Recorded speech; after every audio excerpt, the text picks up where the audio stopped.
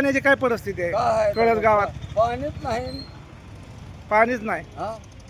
टँकरने पाणी चालू असं तुम्ही म्हणताय? टँकर येतं पण कधी 2-3 दिवसात एकदा येतं. पाणी कुठे खाजगी पाणी घ्यावं लागते 50 रुपये 100 लिटर पाणी आपल्याला खाजगी पाणी घ्यावं लागतं. ते आपल्या म्हणजे एवढी मोठी योजना जलजीवनची या ठिकाणी राबवली, पण त्याचा फायदा प्रत्यक्षात नाही कुणालाच झालेला नाही. 4 वाडे आणि 5 कळस कुणाला एक जलजीवनचा फायदा नाही.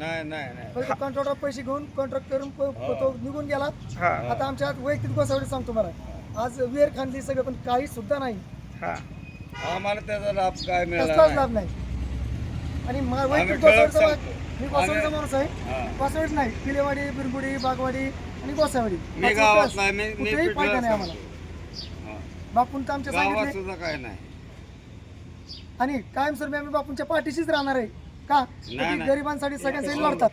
बरोबर बोलले बापा. कायमस्वरूपी बापूंच्या पाठीशी आम्ही.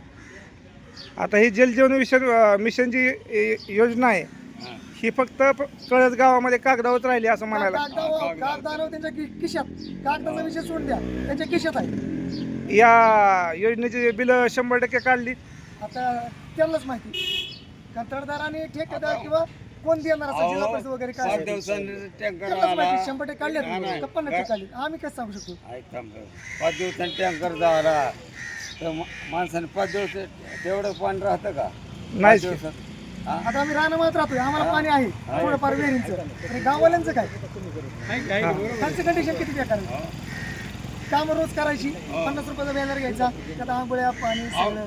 रोज ह्याचं पाणी घेते आम्ही. आम्ही ग्रामपंचायत विषय मांडला होता टँकर जलजीवनचा. आम्हाला दडपून काढला, आम्ही तर बसलो.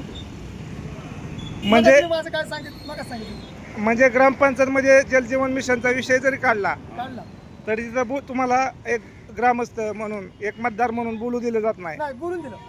बर, बोलून दिलं पण ती काय गोष्टी आहेत ते जागेच राहिले ना. बोलून दिलं. आमच्या गावात असा अधिकार आहे सगळ्यांना बोलायचा अधिकार आहे का बघू?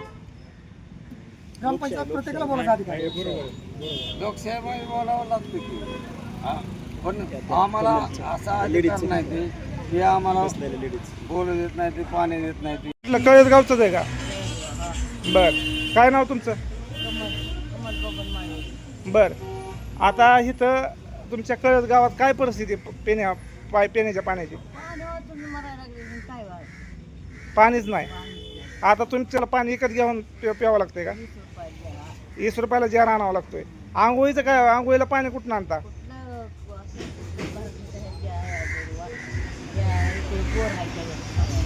होय का?